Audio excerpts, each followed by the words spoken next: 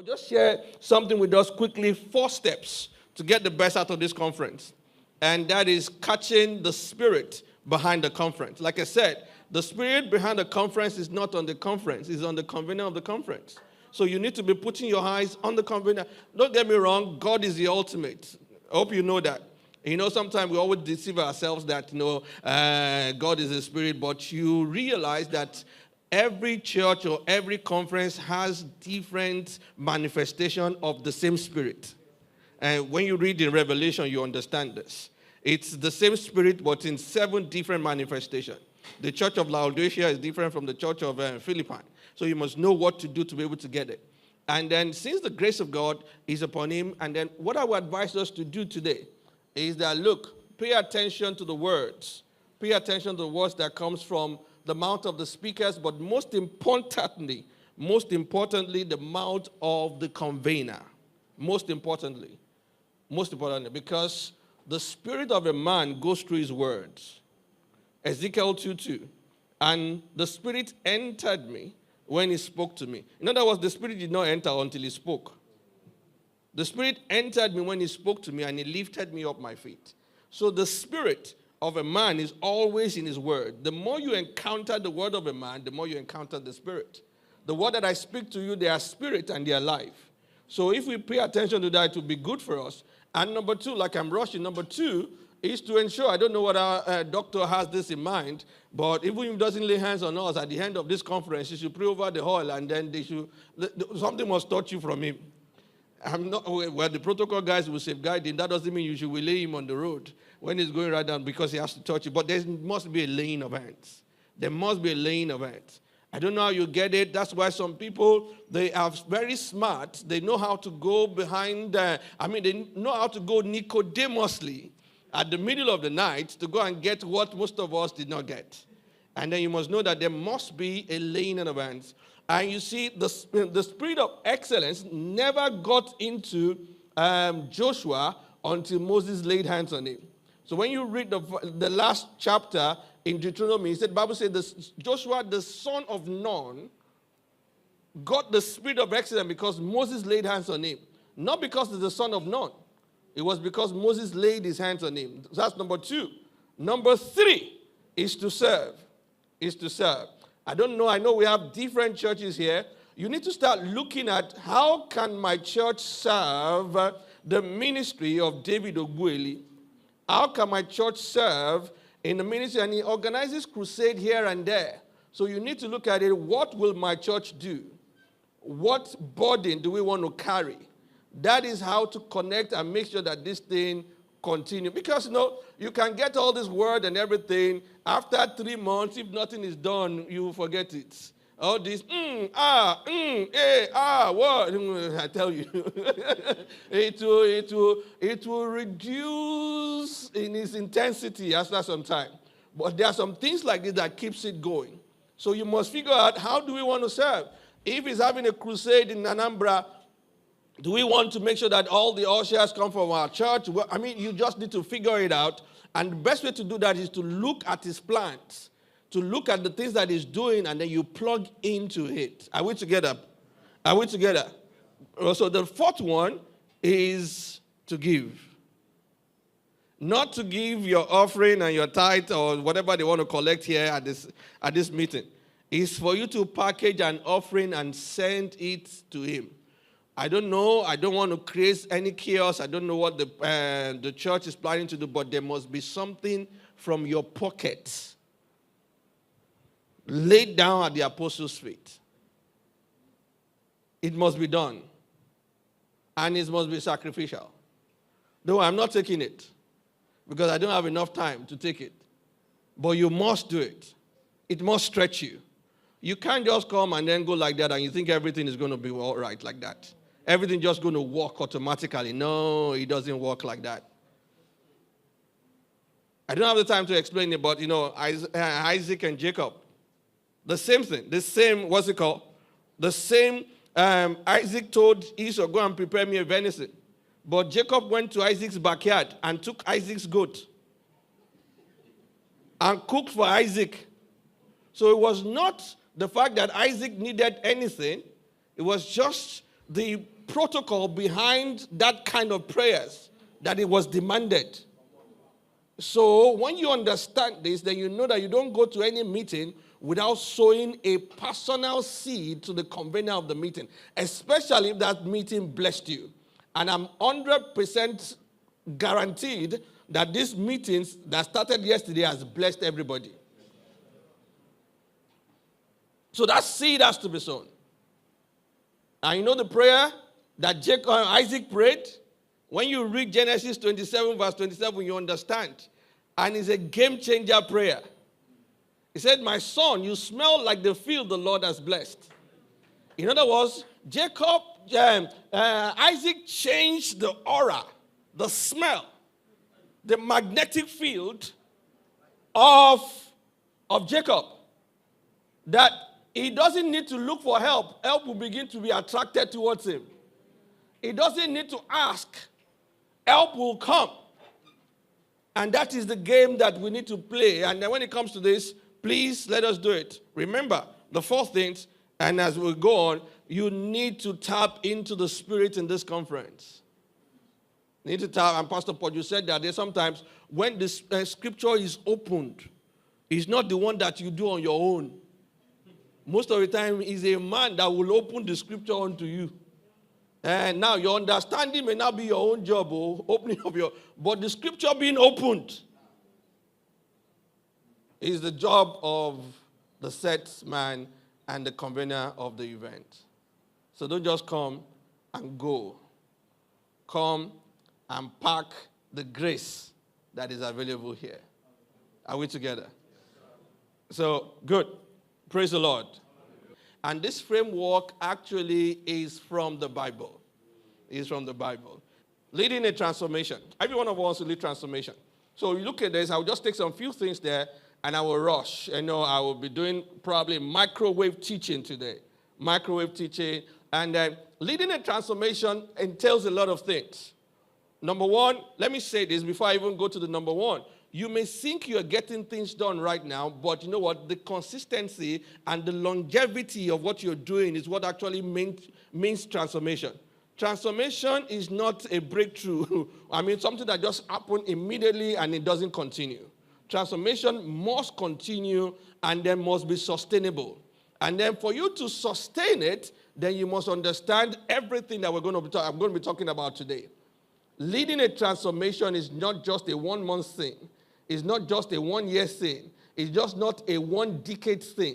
Leading a transformation is way, way beyond that. It doesn't have any one. It has continuous and consistency in the approach and everything that you do. And then to lead a transformation, the first thing here is understanding leadership. We trashed that yesterday. And then I believe that we've understood a little bit about leadership, what we need to bring on board and everything. The next thing is to understand the readiness and resource balance. The readiness and resource balance. Many of us don't understand this balance. Every ministry, every business must achieve equilibrium. A balance. I put a billboard in Lagos, in Ozumban, by the way, and people were a bit confused by one of my programs that is happening in Abuja in December. Because I wrote a Spanish word. El Maestro del Equilibrio. We consultants sometimes, for us to get your money, we try to complicate what is simple. Because sometimes if we don't speak that English, you don't think that we deserve the kind of amount that we are charging. So El Maestro del Equilibrio simply means master of balance. Master of balance. And then that's what actually makes a company or a church grow very fast. And then when you look at it, one of the balances that we have to talk about is the resource and readiness balance. Then we have generating energy. I think I mentioned that earlier on when I told the doctor that I'm not going to the marketplace. He's got to go with me. I have to be looking at my back or looking at my front. He's there. When he looks, I look at my back. When I'm overwhelmed, I look at my back and say, don't worry, keep going. And then he has to go with me because you must know how to generate energy. You must know how to generate energy. And then we're going to explain that today. And being vision-led And then total system perspective, comprehensive implementation processes. We'll talk, if time permits, we'll talk about that. But that simply means you must understand the systems that work. And I think probably, but I don't know whether Pastor Ch-Hsc has mentioned it. You know, even your body, you have different systems. And that's why you go to check, normal checkup, evaluating your body. And if one system is not functioning well, the body is sick. You are sick, actually. If your digestive system is not working and every other system is working, that person is sick. That person needs to see a doctor or probably a consultant immediately. Because you say, okay, the vitals are working very well, but one particular one is not working, doesn't mean you're okay. Do you understand? So as a minister of God, as a minister of the gospel, as a minister who runs the church, an effective church, you must pay attention to your systems. And you must understand what they are. And then you must drive these systems together. Many a times we want to solve a problem with probably the administrative arm of our ministry, but we put all our focus in dealing with the administrative part of our ministry. And before we know what's happening, because we don't pay attention to the other ones, you fix this and then you go back to see a problem probably in the evangelism department. So what we say when we talk about total and comprehensive implementation process is that there is no meeting. If this meeting is all about fixing admin, when we are having the meeting about fixing admin, for 80% of the time, we should use 20% of the time to check on other systems and make sure that they are working. Every meeting must have a check on every other systems. If you don't check it, every other system, you may be carried away by implementing the solution for one system, and then by the time you achieve that, now realize that you have to go to other systems to be dealing with it. Because a system is working does not mean it should not be checked on. Are we together on this? That's what it's when we talk about implementing comprehensive implementation. Let's go quickly into our conversations. And when we talk about transformation, please note this. There can be no transformation without leadership, without systems development. Everybody who wants to lead a transformation does not lead it as an individual. You must lead it through the system that you have created. You must lead it through the system that you have empowered. And you must lead it through the system that is powerful than you. Are we together on this? You must lead it. No transformation can be led without a system. And we have seen a lot of churches, we've seen a lot of men of God who led revivers. I mean, I was somewhere in Ojota speaking in a particular church, and I drove past the church. At the time, when that church was buzzing, everybody was trooping there. Everyone was trooping there. And you now ask yourself, why is everybody not trooping there? Why you see some people who have been gathering crowd since 10 decades, 20 decades, and they are still keeping those crowds? Because those things, the transformation, so to say, was built on individualism. It was not built on systems. So you must be able, when God is blessing you, you must begin to pay attention to having systems in place. And the systems are the things that will eventually drive the transformation, even when you begin to get tired or you begin to lose energy and you don't know how to replenish it. The system will definitely cover up for you. And we must understand this. Many churches, even Jesus Christ understood systems. Before he went out to even start doing his miracle, the first thing he did was to recruit the 12. He recruited the 12 and he put systems in place.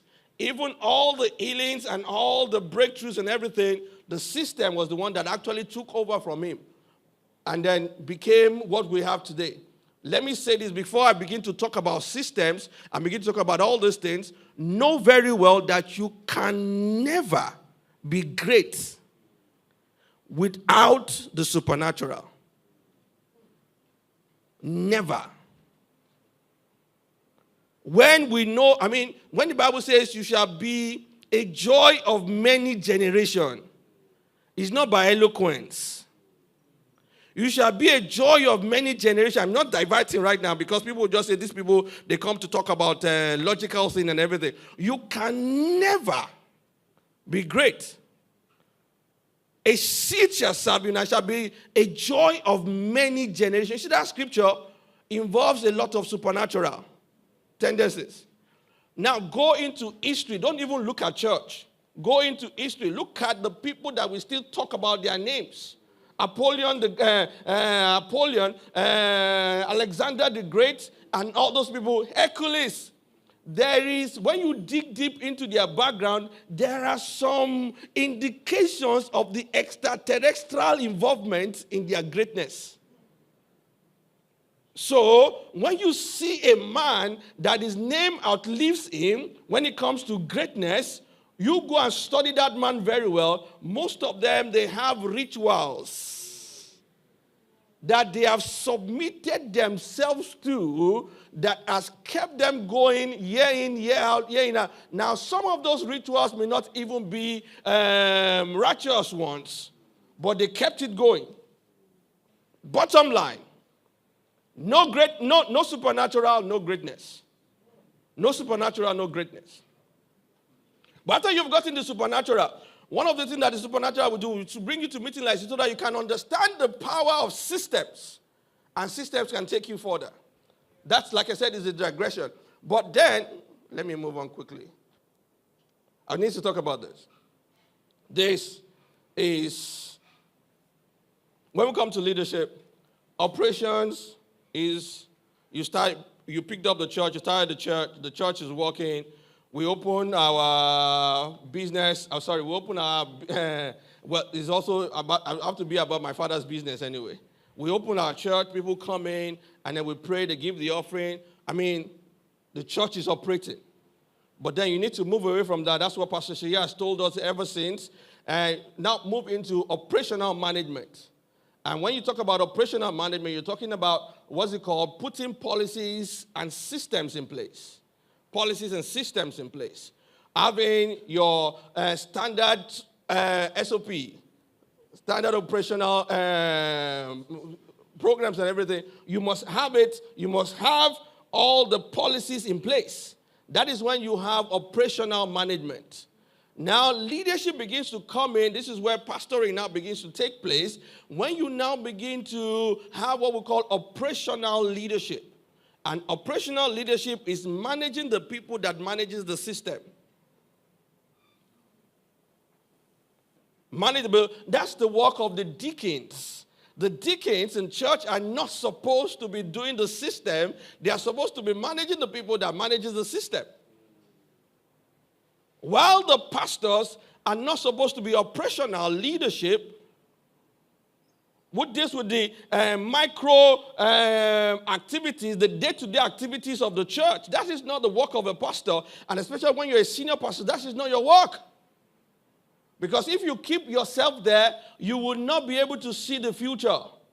And that's exactly what the apostles have to tell the people. We can't even continue to serve devil. You people need to appoint people so that they can do this and we can give ourselves continually to fasting prayers and to the study of the word. Because they understood that there's a difference between operation and strategy.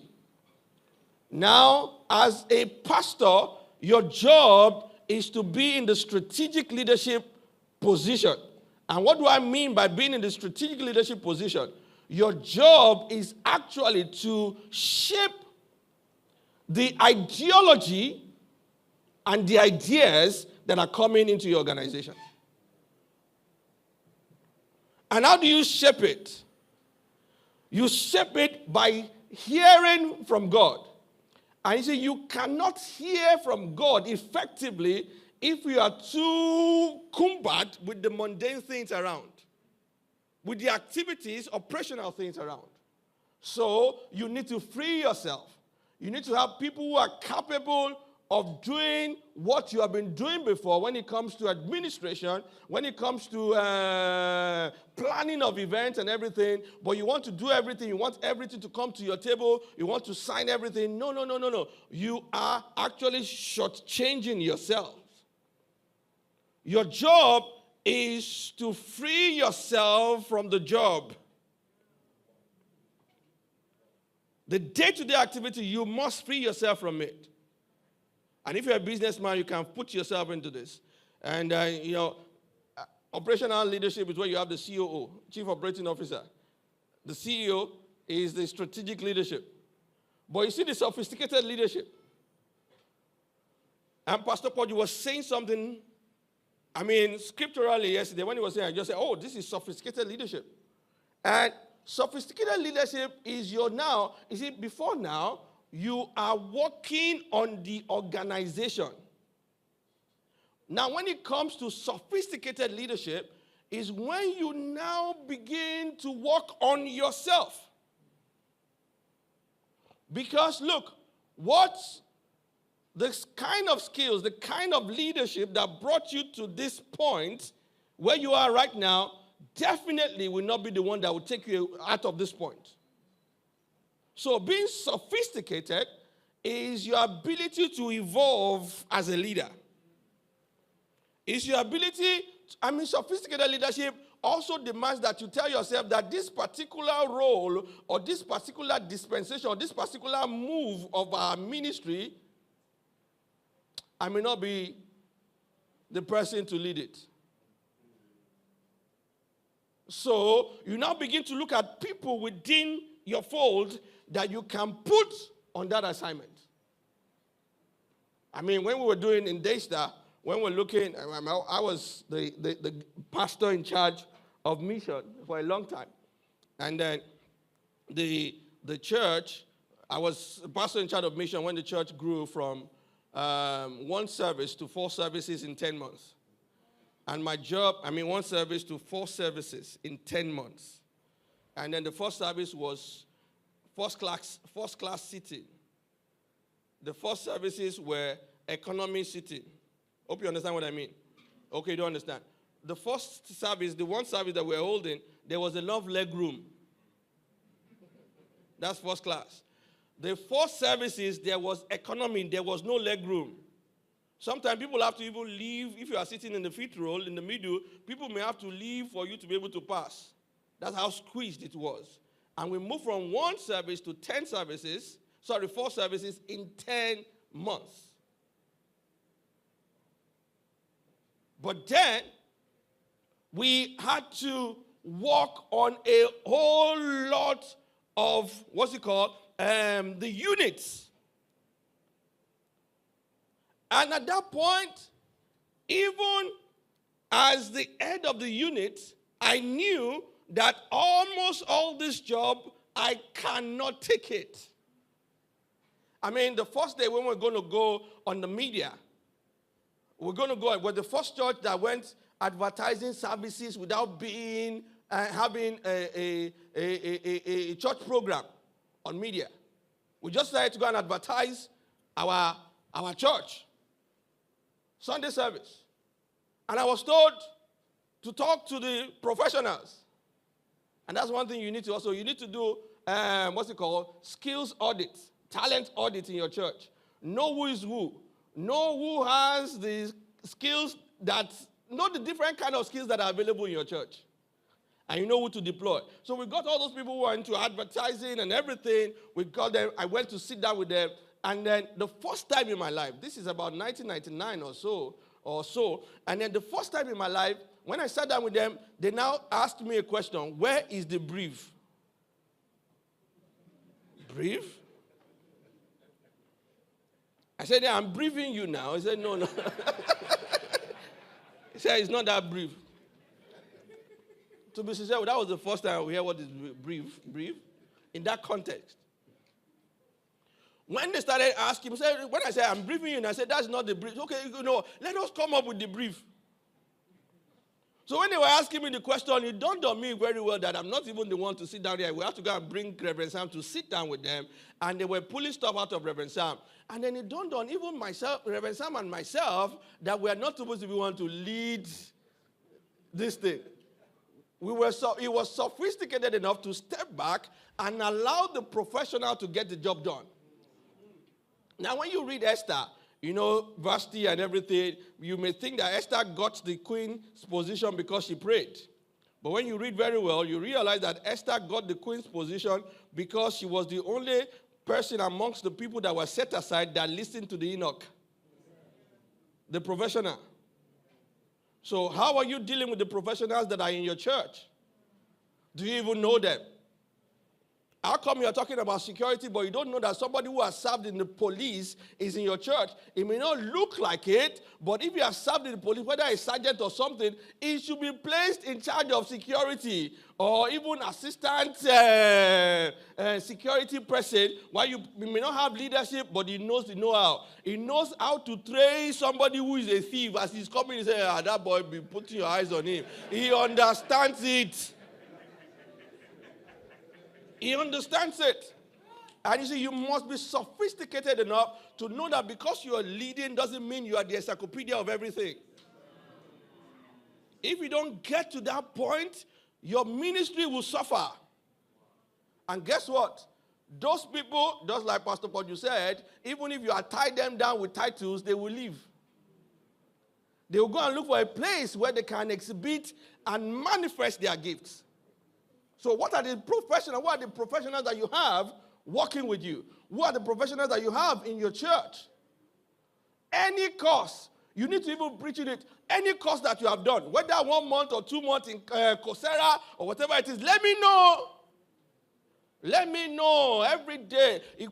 For a start, you can be putting your announcement. No, we are very knowledgeable people in this church, and I know we have done a lot of trainings and everything. Whatever trainings that you have done, there is a link and a form to fill. We would like to help you so that you can help us get things done. Be announcing that because every 2 months training, every 1 day training or 2 days training is adding to the capacity of your church. But a man that is with honor but knoweth not is like what? A beast that perishes. So you must know. If you don't know, then there are some things that you are praying for that God has given you solutions for in your church, but you have not done the research and not done them to know who they are. That is being sophisticated. You work on yourself. You have to renew yourself. You have to reinvent yourself as a leader. I started a business recently, and then when I saw the business, the numbers are crazy. When we start business, we first look at the numbers. The numbers are not started coming, but through strategy, the numbers are crazy. But I knew that I'm not supposed to lead that organization. I knew I don't have the energy. I'll be distracted. Even I don't have the required skills. I can bamboozle it, but I will be tired. I'll be tired after 2 years. I'll be tired after 3. I'm tired after 4 years. That's even if I would be tired. I need to get somebody who is naturally equipped to drive it. So I step out as the MD. I step out as the chairman. I appointed a chairman and the MD. Let them run. I'm just in the board. And sometimes I just see the conversation going on in our WhatsApp group. Some of those things they are talking about between the chairman and the MD, I don't even understand. And I'm saying, thank God, I didn't even interpret this thing. And they are moving this thing. That is being sophisticated as a leader. Balance. Readiness and resources balance. Now, what do I mean by that? Let me quickly go there.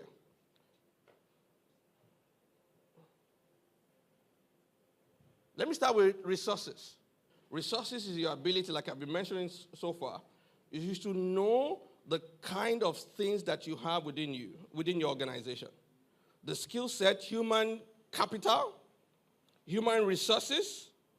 We leave that to HR to figure out, but you must know the kind of skills that you have. Infrastructure, resources. Money is resources. You must understand it. It could be finance structure, infrastructure, culture, human capital, and ideas. That is where most of the time when we do our retreats, that is the place we put all our attention on. How do we make our infrastructure better? How do we make our structure, the culture, and define how do we make more money? How do we impact the lives of our workers? How do we increase their capacity?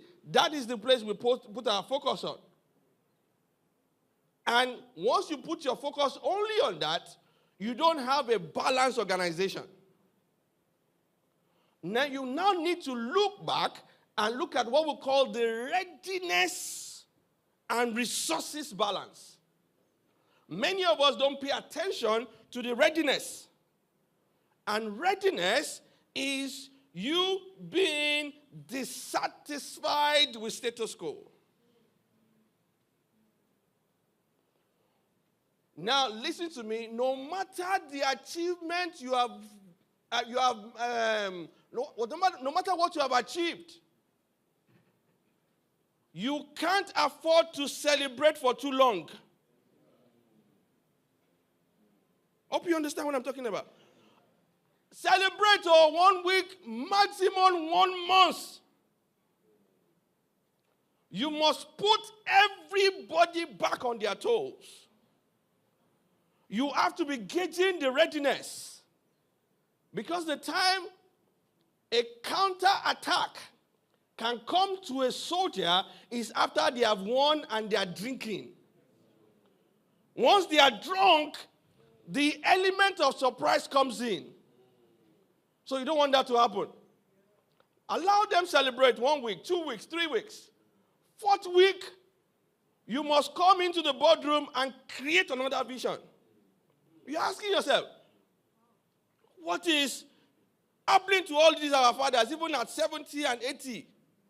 Pastor Adeboye, I went to the camp, sir. I don't normally go there. I went there, and I went to have a retreat 2019. And then I wanted to go to the auditorium. I went to the auditorium, one that is close to the hotel that I was staying there. And they told me there's another bigger one than this. Even the one that I went, I was already overwhelmed. I was already overwhelmed. And I still went there. And the man is still there, 80. I won't be surprised if tomorrow he will say, Daddy said, no more kilometer 9 by kilometer 9. If you stop it, that readiness, that creating the new vision, creating the new place to go, and you just only focus on capacity and everything, you're not balanced. Readiness and resource balance. Very, very important for us to understand. Very, very important for us to embrace. 50,000 seater. We thought that was okay. Now there's the hack coming up. And then there you are. You have achieved something for 2 years. You are still sharing the testimony of 2 years. Come on, you need to look for a new one. You need to look for a new one. One thing that surprises us in Daystar those days is that every 3 months when we come in, we see something new happening. There's just something new happening. The day stops to happen. The captains of industries in your church are inspired by your lofty dreams. If you don't have lofty dreams, that is why they go somewhere else.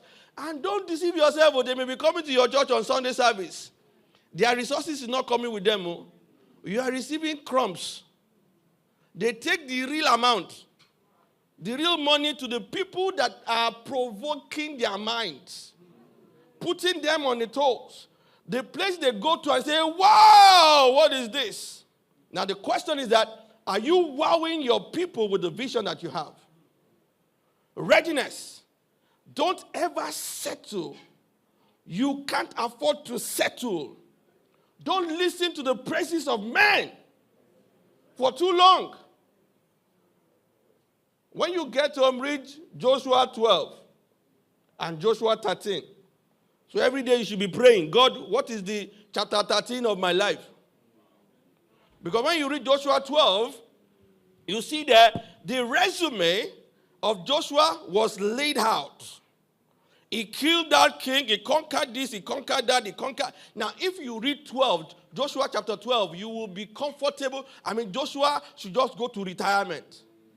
When people say retire young, it's a corporate boss, though. There's nothing retirement when it comes to the things of God, though. Nothing retirement. It's a corporate boss. You will walk and keep walking. Just your work will be reduced. But that is why you need to go to God.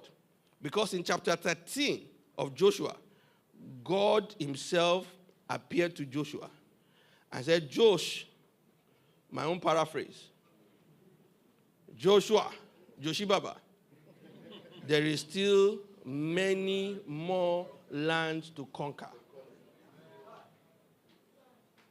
So ask God, every time you have achieved something, what is the chapter 13?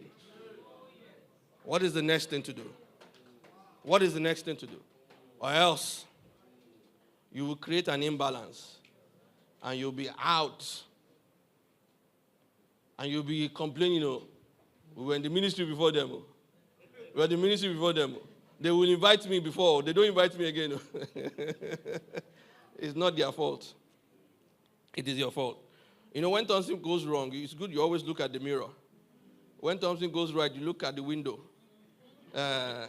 When something goes right, you look at the window. You can give praise to other people. And they make that. When things are going wrong, you look at the mirror. You see yourself. You have to work on yourself first. So that's readiness and resource balance. Let me also say this. There's also a part I teach in a corporate organization. It is called the ambidextrous organization. Ambidextrous organization. You know what to be ambidextrous mean? Ability to use both hands. And in using both hands, what do we mean? An organization or a church right now should be able to explore new ground and exploit. Most of the time we explore because we get a new vision. We go and plant churches here and there, but we are not probably strong when it comes to exploitation. The land that you have conquered before, how have you been able to exploit it? We put administration there just to keep it, but are they exploiting the land? They are working on the land, but there are some resources in the land that you can still work on. While you go to conquer a new land, which is exploration, you must have people and train them so much that they can exploit what you have. Now, you have head ushers. But what have they done with improving the ushering units? Hello? What have they done with improving the ushering units? How have you exposed them? The protocol, how have you worked on them? I saw something today. I knew Dr. David was around before he came in. I saw the protocol guys come in. They were manning those places. They stood and said, I was surprised. Something must be happening here. And then he walked and said, yes, correct. Correct. I've never seen that before. Yeah, I've never. I remember those days, partially you understand, when we were doing stuff, and then, let me just say, House on the Rock was the benchmark when it comes to protocol those days.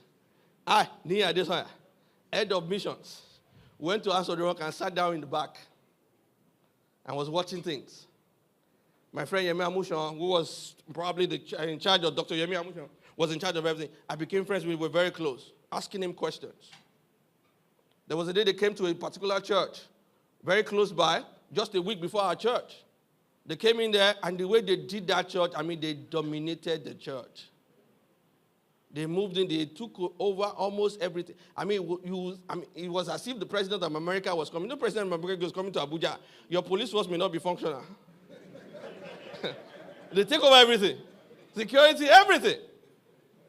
Your police will not even be able to come let the hotel and everything. That was what I saw. I said, no, I can't allow this to happen in church. No.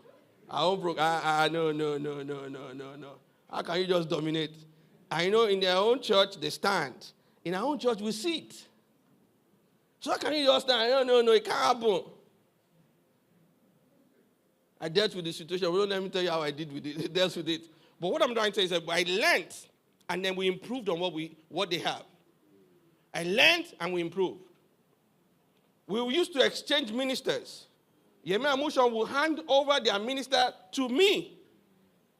And then, before he hands over the minister to me, he's giving me details about the minister. What he would like to eat, what he would like to do. Seriously? I didn't even do that research. I was just going to take the man and just stop in one hotel and then come back for him. And he was saying, hey, that is exploiting. You don't just go and replicate the same ushering unit in Lagos because you are planning a church and replace the same ushering unit and everything. That is exploration. You must be strong in exploration and also strong in exploitation. The things that we have given to you, O head usher, What are you doing about it? Why am I picking on ushers today? Let me pick on choir. What are you doing about it? How innovative are you? What new ideas are you bringing in? And you must allow them bring the new ideas. Sometimes they kill your ideas. Or they reinvent your ideas. Something happened to me. I developed a course in my organization. And the school that we're starting. And I called it Mike. I like doing things like that. When you see things I do, you see Flip, you see Bleep, you see Mike, stuff like that. You see Elder. I love things like that. So I call this one Mike. Middle Management Impact Course. Then my executive director looked at this and said the costing there is limiting. So he changed my Mike to Middle Management Impact Program. I didn't like it. But I submitted to it. You're changing my rhymes. You're making it difficult for me to sell. But you know what? I have handed the job over to him. He's just changing the C and the P. He didn't change the whole program. Then I have to find a way of creating something that will sound like my pro or my po or something like that to sell my stuff. Allow them exploit. Don't be too bossy. Don't be a bully. You say, you tell us to think, but the way you act is that we should just be carrying out activities and not think. Because you don't even allow us to make mistakes. When we make mistakes, you come hard on us. No. Sometimes mistakes, you overlook it. It's not. You don't have to talk about it. When I was, there was a situation. I saw, actually, this is evangelism. A church member, I saw him from afar. He was smoking. I saw him. I was going to walk there. I saw him like this. So I turned back. I took another route. Till today, he doesn't know. I'm talking about, this is almost 25, 30 years ago. He doesn't know that I know that he was smoking at the time. But guess what? Anytime I'm preaching, if he was in this auditorium now, I know it's better. He became a pastor. He became a cell leader and a top leader later. But anytime I see him, no matter what I'm preaching, I'll talk about smoking. I'm sure the guy will be wondering, this guy is operating from the word of wisdom. No, it's not word of wisdom. This one is word from wisdom. So what am I trying to say here? Allow them fail. Let's accommodate their failure. Because until they try and miss it, they will not try again. You were patient with your toddler. He stood up and fell. You didn't condemn. You brought them up again, stood up and fell. That is how to exploit. That's how to allow your people to exploit. And then you expose them to adequate training. Every failure must be a training ground. What have you learned? What are the lessons that you picked that you will not repeat again? Is there a way you can put this on a book, on a memo, so that we can know and we can let people know this is the kind of mistake you should do, the kind of things you should not do? Create allowance for failure. That's how to grow. Even you can't even explore without even failing. Planning to fail. Everything I do, there is a plan to fail. We think about it. I went to have a program in London. Gathering men. I said, I want to gather them from 8 a.m. to 4 p.m. I say, what? In London? When they have bills to pay. Men. I said, let us try. We gathered over 100 men. And they stayed from 8 a.m. to 4 p.m. They chased us out of the hotel room, the hall. They now went to the bar. I didn't go with them. That's just to make you laugh. Anyway, And they continue the conversation there. That's what they told us is not possible because of bills. But we factor it. Let us try. This is our first time. If we fail, it's okay. The money is not wasted. The money is for training. That mentality, that culture is very important. You tell us to try, but you blame us for trying. You write it on your book that this is our culture. It's innovation, no. Innovation, no. We innovate, and everything. Tell you after me, innovation. Innovation is our culture. It's our culture. But we try to innovate, and then you are blaming us. You come on the pulpit and say, rubbish people. I don't know what is it. Even in the private, you call us in, you tell us your mind. You have killed innovation. You have killed innovation. Let us talk about generating energy. Generating energy. Look, as a man of God or a woman of God, you must know where your energy is being replenished. And you must know where your energy is being drained. Some of us, we gullibly and zombiciously go to places that drains our energy. We talk to people that drains our energy. We call them our leader, our mentor, but they drain your energy. Their story is not inspiring you, but intimidating you. You leave their presence, you're not feeling as if you are inspired and charged to go on. You feel defeated. And here you are still going on that mountain. You don't understand what is called the energy vampires. Oh yes, the energy vampires are in church.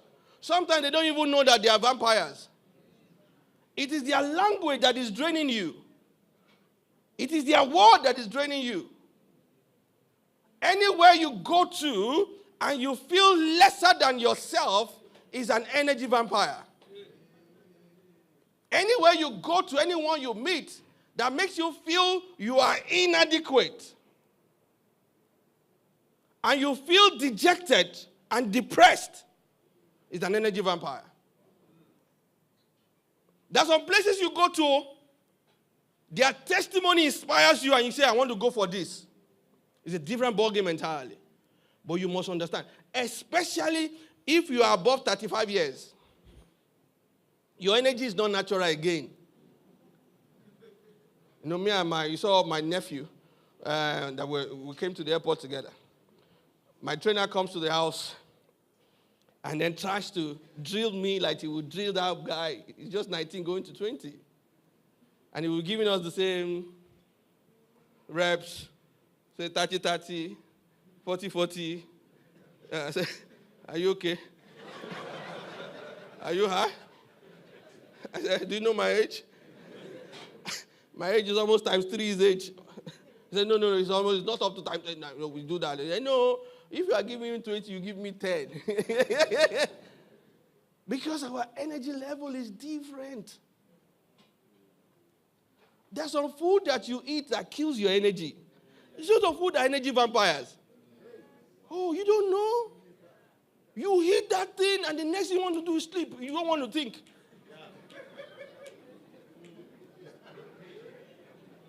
Oh, yeah.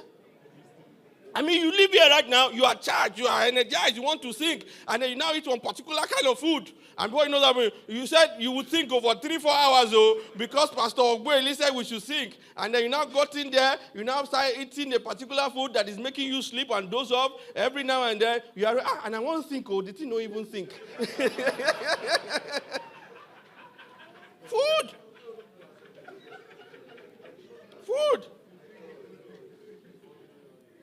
You have to be able to trace the things that drains your energy, and you must be able to trace the things that replenish your energy. That is wisdom. So you don't go and do things that will take energy away from you. Unnecessary debate. Unnecessary debate. I was flying was one of the trips that was brought me to Onitsha.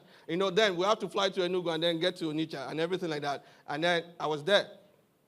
I was second in the road. The guy was in front of me. We're flying business. So the guy was arguing with the fan official. They were going back and forth. But I was there. I didn't say a word. And the guy was fighting, thinking he was fighting for us in the business class. He would look back. I didn't say a word. He was expecting to say, no, don't mind them. Used to be people. Because I know. And the fan guy purposely now delayed us because of the fight with the guy. He now kept us there, allowing the economy to go. But I know the plane will not take off until we are in the plane. So why the argument? Do you know that some arguments you argue? You have lost energy. And then the 45 minutes in the plane that you're supposed to use to think, because you are closer to the extra. And ideas should be dropping. But then, because you have argued unnecessarily, you're now in the plane, you are dozing off. Misused 45 minutes of reading, of impacting your mind. How many debates? APC, PDP, but you only have one vote. You don't even control a territory. How many debates? But what I'm trying to say here is that there are so many debates that you involve yourself in that because you have debated your destiny helper, supplier of energy, we're looking at you, this one. You won't get it. You won't get it. Energy. As a pastor, whether your ministry, you must understand the people that God has created, God has blessed to be your energy replenishers. When my heart is overwhelmed, Lord, please lead me to the rock that is higher than I. That is energy supply. You must know the rock. You must know how to trace yourself back there. You must trace how to, because look, no project, forget it. No project that will ever be accomplished without enough energy. Enough emotional energy, emotional stability. None. So if you don't know how to generate it, you are an endangered species. Your speaking in tongues will generate energy for you. Beloved, pray. Build yourself in your most holy faith. Praying in the Holy Ghost. Building up energy. That's what it does. Building up energy. So in the next 5 minutes, let me share with you how to raise captains of industry. And it's so simple. So you need to study. God gave me this. I call it the 3 John verse 2 framework. 3 John verse 2 framework. I wish above all things. New King James, please. I wish above all things that you may prosper and be in health, even as your soul prospers. Another translation says that I wish above all things that you may prosper and be in health. But as you go on, bring your soul along.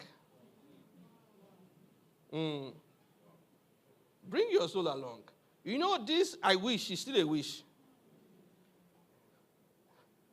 It's still a wish. But the guarantee of this wish staying is your soul must come along. So when you are raising people in business, as you are praying the spiritual side of it, make sure the soul comes along. Actually, the prayer meeting is supposed to attack the spirit and everything like that, but then your classrooms, your teachings must address the soul. The soul must come along. If the soul does not come along, they can get the breakthrough, but they will not be able to sustain it. And what's the soul? Emotions, intellect, and will. Strong will. Emotion, we talk about that's energy. Is your church service supplying energy?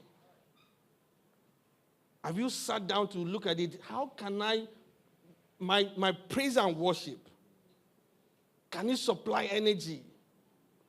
Do you even pay attention? It's when your church has grown to a particular number that you don't pay attention to all those things. But if your church is still growing, pay attention to the guys who will lead the praise and worship every Sunday.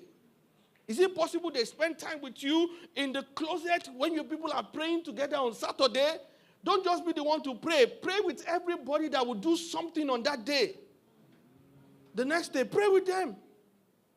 I told one of my guys that, look, he plays the saxophone. I said, please, when you're playing the saxophone, don't just play. In your quiet time, don't just be praying it on. Be worshiping God with your saxophone every day. Make it a routine. You will so much encapsulate that presence that by the time you put that my saxophone in your mouth, we will feel it. Energy. Emotional strength. Many businesses crumble because of emotional strength. If you fail in the days of adversity, your strength is small. And the strength is not the bicep. It's not your financial muscles. The strength there in Proverbs 24 verse 10, if you go to 3 and 4 and 5, you realize what it's talking about is knowledge and understanding and wisdom. And that takes you into intellect. How can you have businessmen that are not even going for courses? How can you have businessmen that are not going for seminars? How can you? You think you can teach everything on a Sunday service? No, you can't. You don't even have the ability to. If you have not done business before. The grace that God has given you is to be able to connect them to people that can help them. Because you don't have the word. I mean, sir, I don't know. Forgive me. When I hear pastors tell businessmen that you don't have to borrow. You don't have to borrow. Borrow is not scriptural. No. We built this church without borrowing. We hear you. But that is not the reality on ground there. Save us, cut us some slacks. The money we are borrowing is OPM. The one that you use to build the church is also OPM. Just that it belongs to God. Our own belongs to Zenith. The one we borrowed. It's OPM. Other people's money. We contributed the money and brought it to church. But it's so that when he stayed our hand and came into the offering basket, it became church money. It's OPM. OPM now, other people's money. That translated into God's money. But the other people's money went into guaranteed trust.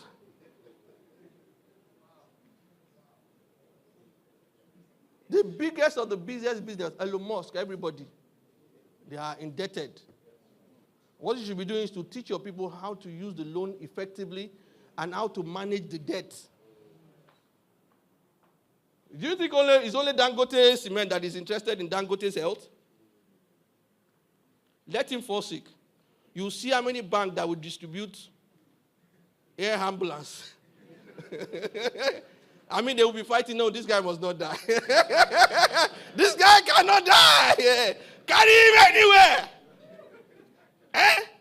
Our money? No way.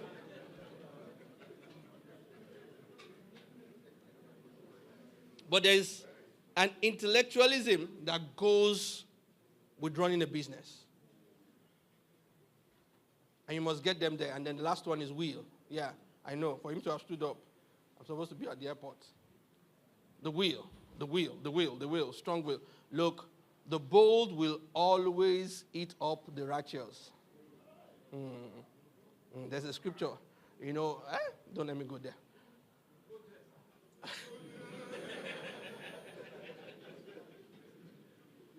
Give me Proverbs 16. No, not Proverbs. Luke 16, verse 8. Message translation. Quickly. I can't teach everything. I have to drop the microphone. Look at this. Here's a surprise. The master praised the crooked manager. And why? Because he knew how to look after himself.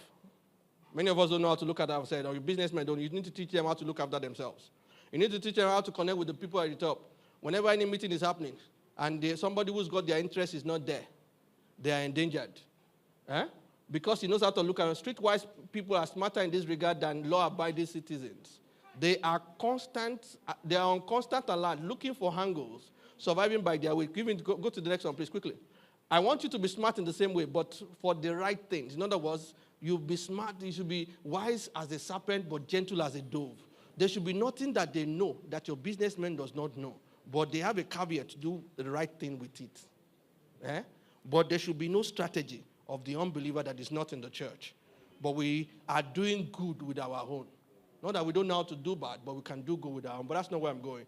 To concentrate, using every adversity to stimulate you to creative survival. To concentrate your attention on the bare essential. Look at this. So you will live and really live. Not complacently just get by on good behavior. Good behavior is not enough.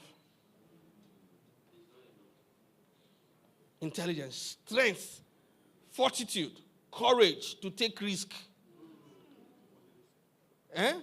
is a very vital ingredient when it comes to business. And your businessmen, captains of industry must possess that. And it's good that they possess it early.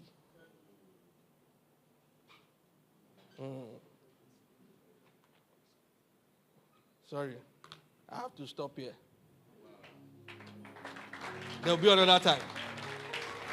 Dr. David, thank you so much, sir.